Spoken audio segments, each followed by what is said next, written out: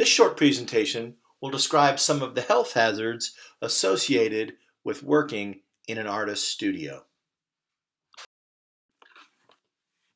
For the past 18 years, your parents, your grandparents, your teachers, your coaches, your clergy, your aunts and uncles and cousins too, have all had your back. They have protected you from all manner of hazard and danger. But now that you're away from home, maybe for the first time in your life, you, and only you, are responsible for your safety. So it's important to remember that it's your responsibility to maintain your safety and your health. One of the reasons being an artist is just so darn cool is because it can be dangerous. Tools like X-Acto knives, potter's wheels, hammers, chisels, welders, kilns, table saws can all cause permanent injury. And the chemicals associated with making art, like solvents and pigments and adhesives, can all be toxic and even flammable. Toxins can enter your body in a variety of ways. You can, of course, ingest them or inhale them, but they can even enter your body through your skin.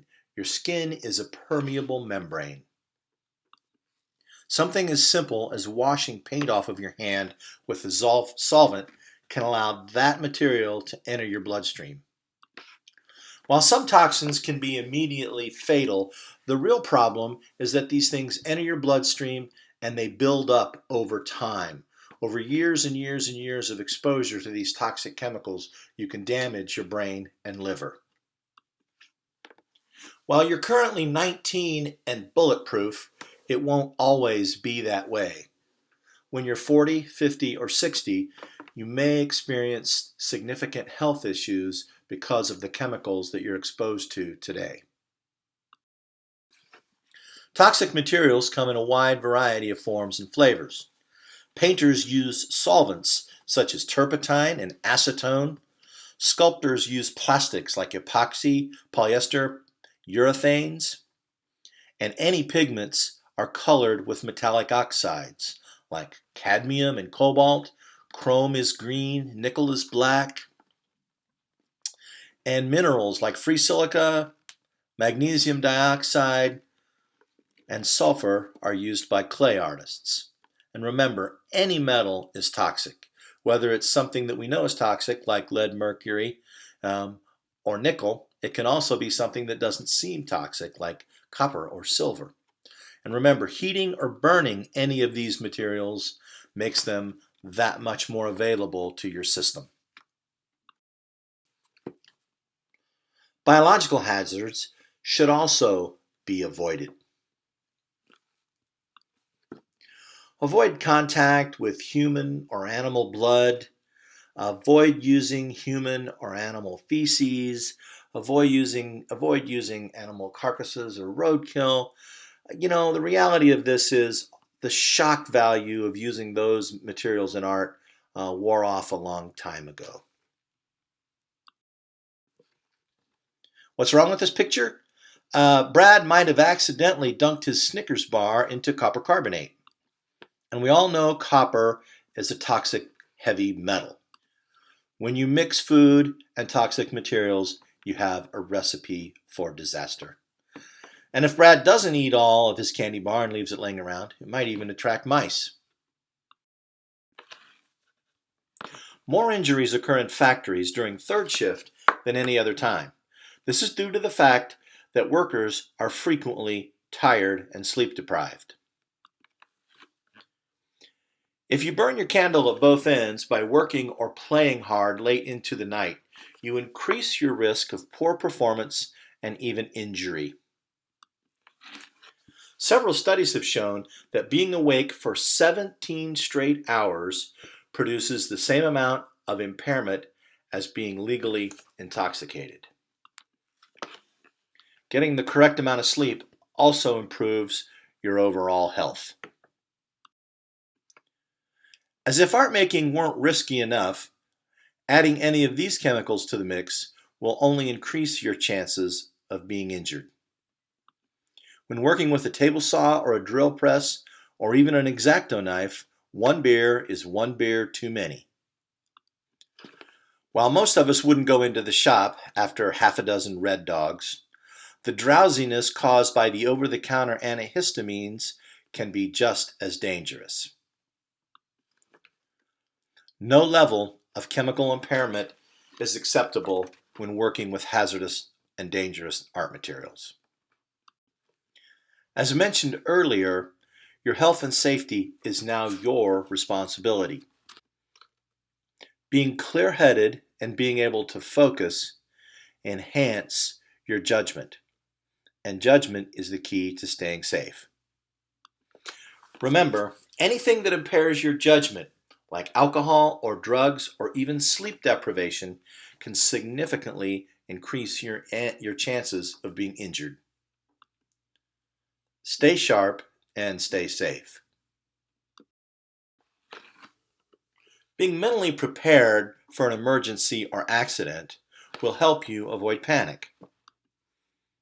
Mentally rehearsing the appropriate actions can go a long way in helping you deal with an unfortunate situation. If you witness an accident or if there's an emergency, immediately contact help. From your cell phone, dial 911, and from a campus phone, dial 51111.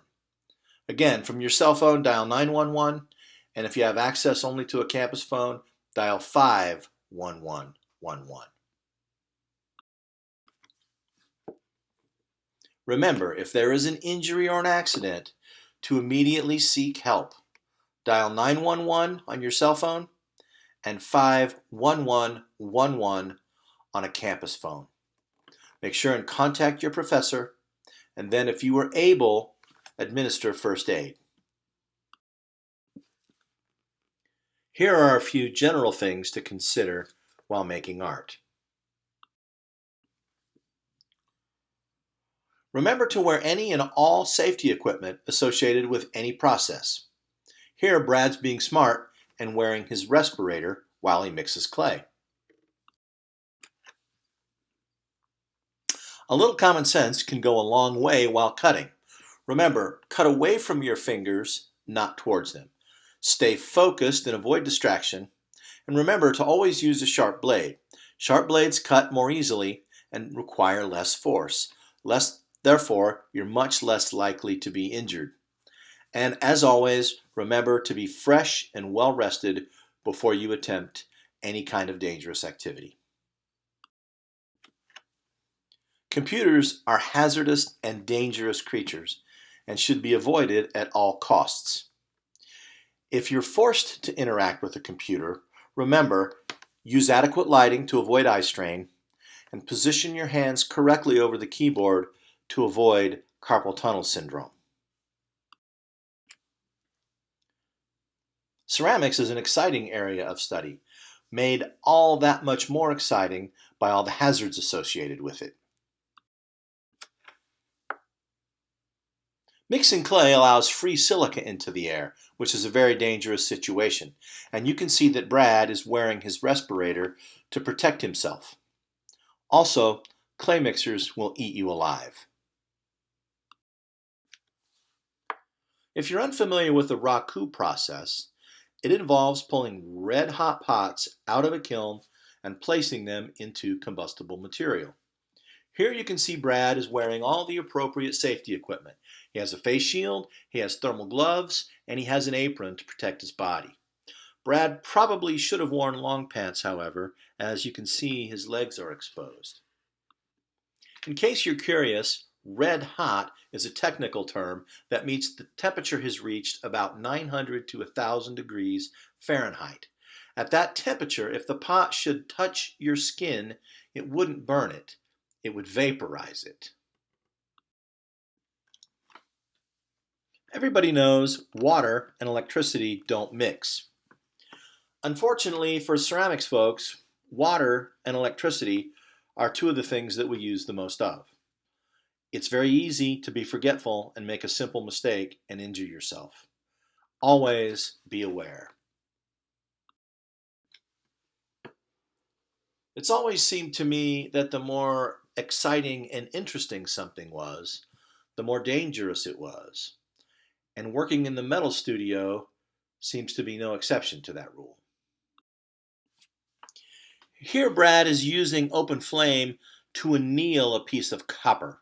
Annealing allows the copper to be softer and more easily worked. But whenever you work with open flame, it's very important to be vigilant and stay focused. You can see that Brad's wearing a face shield. He's also conscious of where the lines are from the torch. Never leave an open flame unattended, and never touch metal that has recently been heated. Here, Brad is electroplating. Electroplating involves sending an electrical current through a solution saturated with copper sulfate. With water, heavy metal, and electricity, you have the trifecta of hazards. Notice that Brad has goggles on, a respirator on, and rubber gloves. He is adequately prepared to electroplate. If you're a thrill seeker and think skydiving and zip lining are a lot of fun, sculpture might just be the major for you. The tools, materials, and processes associated with sculpture can be very hazardous. Here, Brad is shaping a small piece of metal using a grinder. Notice the spray of sparks he's creating. Also notice that Brad is wearing a heavy set of gloves and face and eye protection. The very first thing that you should notice when you look at this slide is that the student is not wearing safety glasses. This is an OSHA violation, and she would be asked to leave the shop or put on glasses. They are, however, wearing gloves, which is good because they're using a heat gun to soften plexiglass so that it can be bent and molded into interesting shapes. But safety is always first. Here, students are using the lost wax process to pour liquid bronze into ceramic molds. Notice that the person is wearing a helmet, a face shield, very heavy gloves, long pants, heavy boots, a leather coat, and a leather apron. All of this safety equipment is essential to working with molten bronze. That crucible, by the way, weighs 50 or 60 pounds, and the bronze in it is about 2,400 degrees, which is white hot, by the way. Welding is another exciting process used in the sculpture area. Notice the heavy welder's mask the student is wearing. Even glancing at the arc from the welder could permanently damage your vision. The two tanks on the right contain oxygen and acetylene. Both are dangerous, explosive, flammable gases. Notice how carefully the hoses have been coiled. Neatness is an important consideration when you're thinking about safety. The Glick Center for Glass is another place where exciting artwork is made. When working with molten glass, obvious safety precautions like tying your hair back and wearing eye protection are critical. But there are less obvious safety precautions that are just important. For example, always wear closed-toed shoes.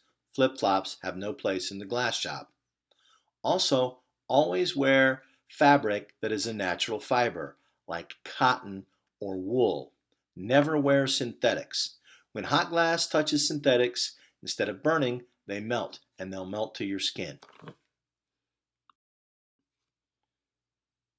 The work in the glass studio is sometimes exciting and fast-paced.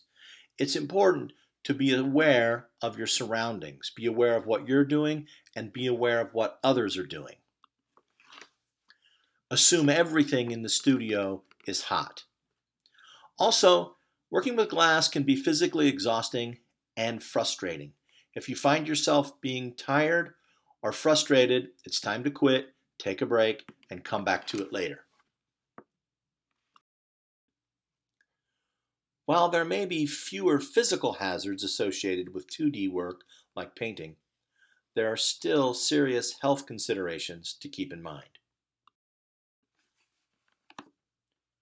Being exposed to toxic materials is perhaps one of the main hazards associated with painting. Remember, every color that you use has been created using an oxide of a heavy metal, and all metals are toxic. Also remember that many paints use solvents as bases, and not only are solvents toxic, but they create fumes that can be hazardous as well. Encaustic painting is a type of painting that utilizes hot wax. Hot wax creates fumes and can be a fire and burn hazard. Be cautious when working with encaustics. And remember not to eat or drink while working in the painting studio. If you've ever tried to paint while consuming a beverage, you have undoubtedly dipped your paintbrush into the wrong container.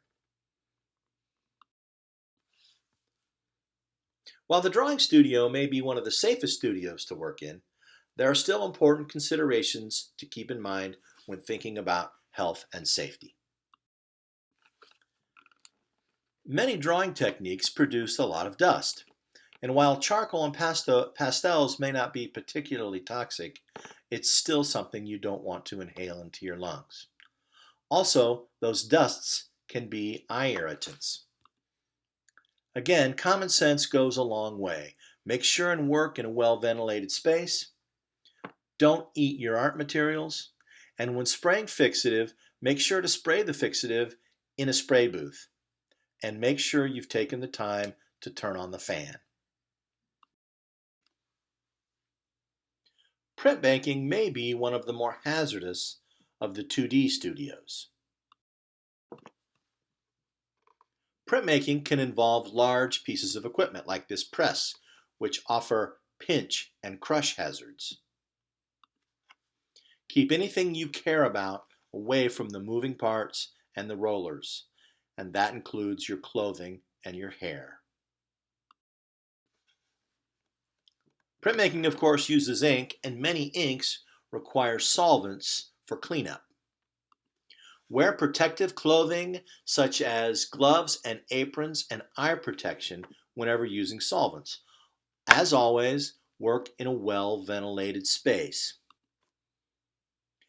It's also important to know where the eye wash station is. Some printmaking materials utilize acid to etch metal plates. When working with these materials, always wear hand and eye protection, and always make sure that the ventilation system is on. In addition to the use of toxic materials like inks, solvents, and acids, some printmaking techniques involve physical hazards as well. Again, a little common sense will help you when you cut your wood blocks.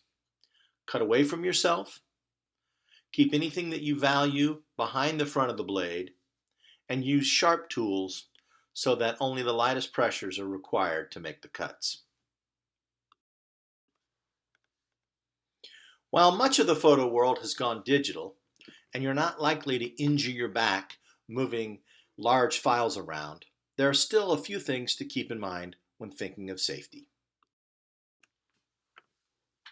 Some of the more traditional techniques employ a variety of chemicals. Remember, wear eye protection, wear your respirator, wear gloves, and work in a well-ventilated area. Remember, many of you have left the safety of your home environment for the first time in your lives.